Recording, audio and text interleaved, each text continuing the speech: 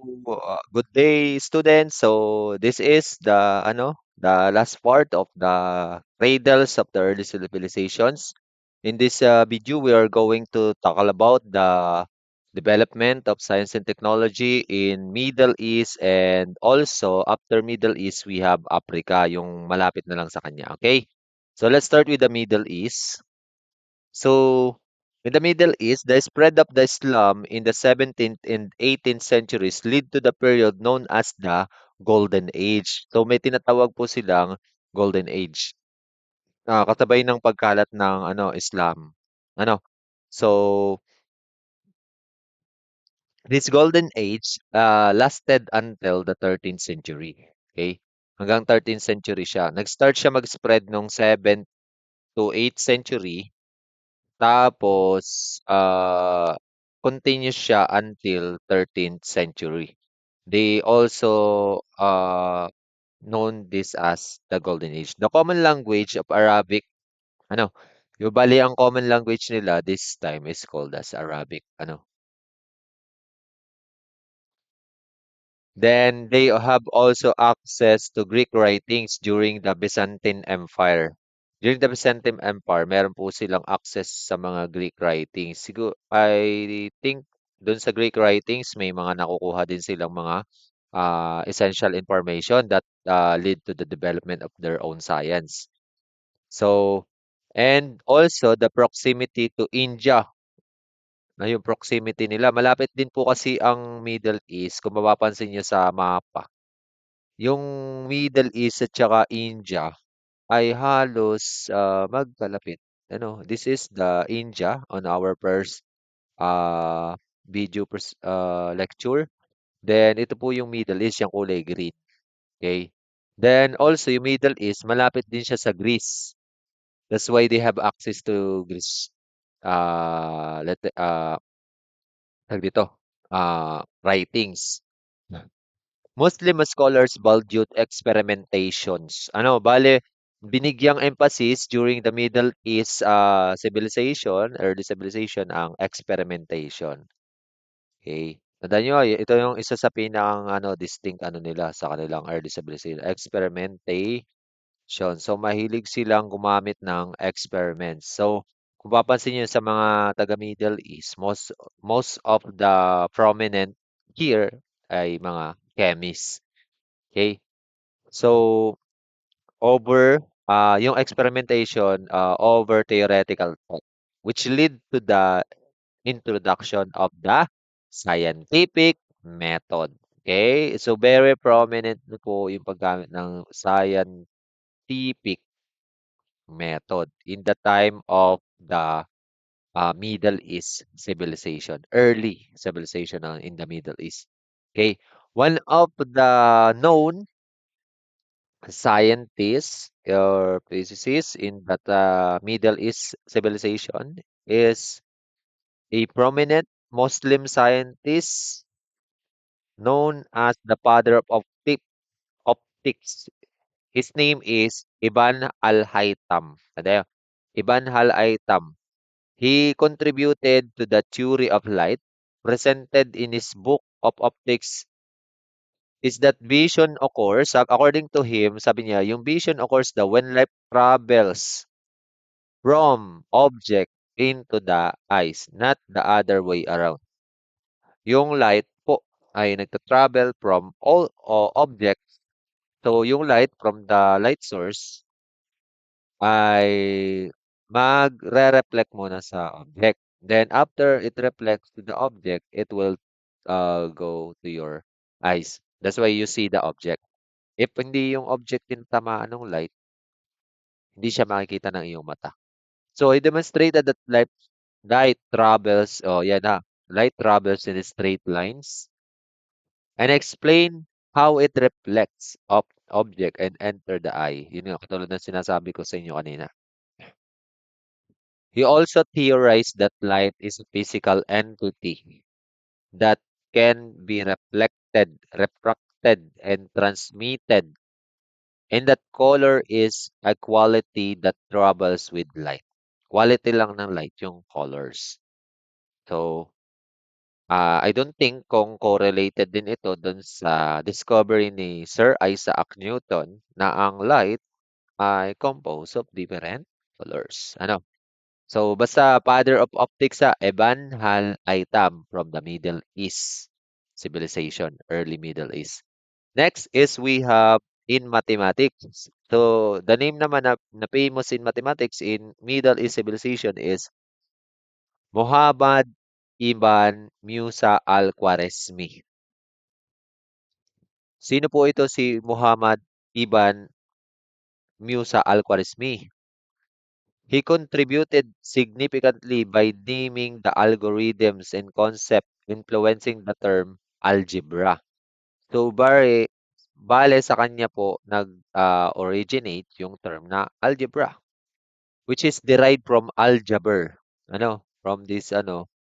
So, sabi dito, in his book, 830 CE, Christ era, Al-Kitab al-Jaber gave algebra its name. Ang pangalan ng libro ha, Al-Kitab al-Jaber.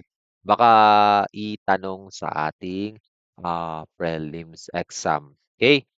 So, and provided the first systematic solutions for linear and quadratic equation.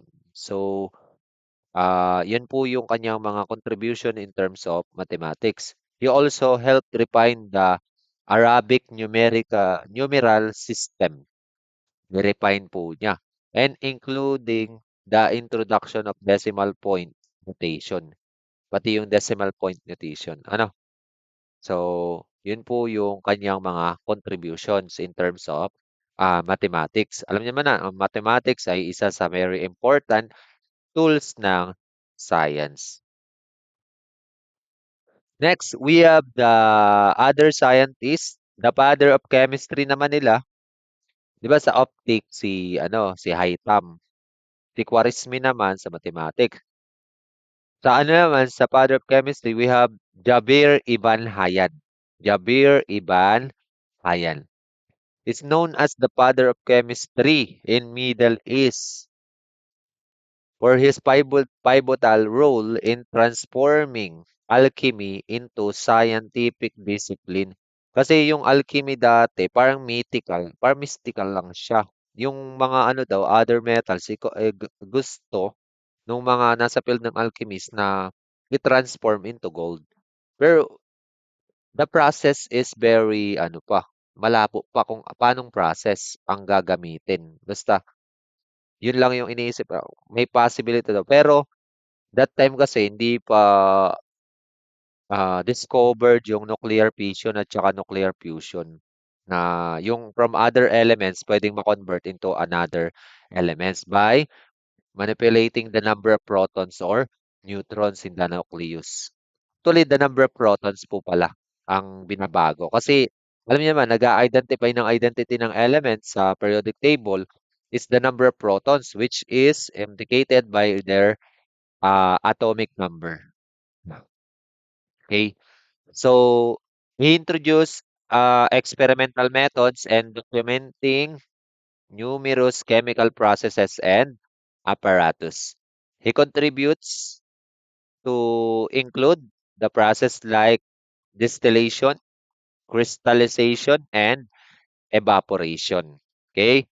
So, yung mga process na yan ay very, ano na, basic na dapat yan sa mga batang may chemistry, ano. So, we have distillation. So, distillation ay ano siya, isang separation technique kung saan yung dalawang liquid with different temperatures ay masa-separate nyo. Dahil, ang gagawin nyo lang sa distillation, babantayin yung temperature. So, that's one of the detail of that process na in-emphasize ni Jaber Ibn Hayyan.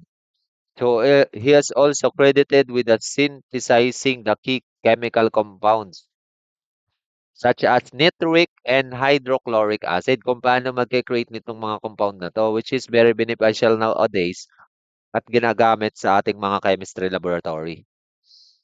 So, as well as a mixture of acids like aqua regia. Okay?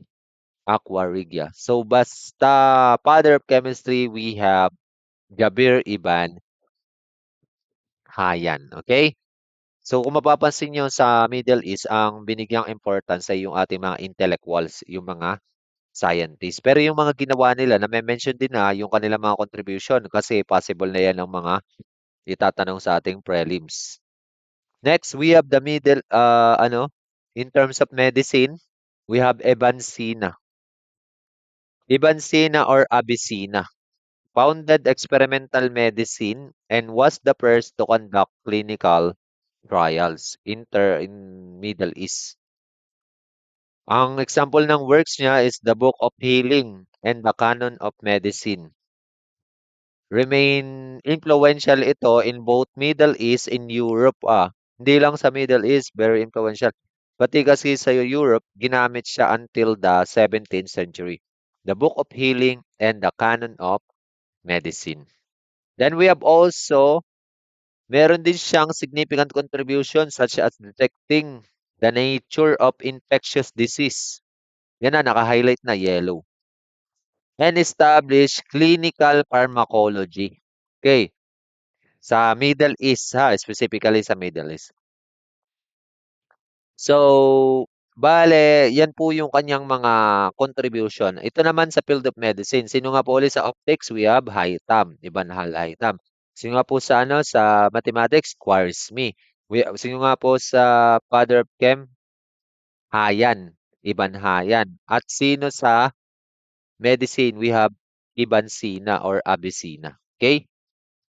So, Middle East civilization, Golden Age of Islam began to decline between 11th and 13th century. Bakit?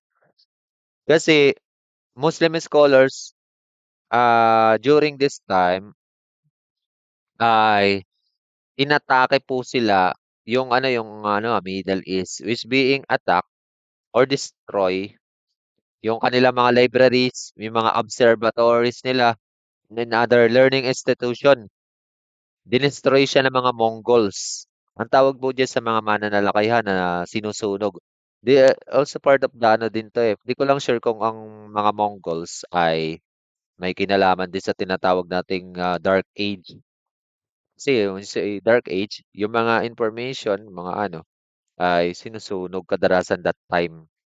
So yung mga Mongols nung dumating dun sa sa Middle East, they destroy libraries, observatories and learning institution. That's why this is the decline of the golden age of the Islam. So that's all for the video about the Middle East civilization. Okay, for our last video, we will talk about the African civilization. Okay? So that's all for this video and God bless.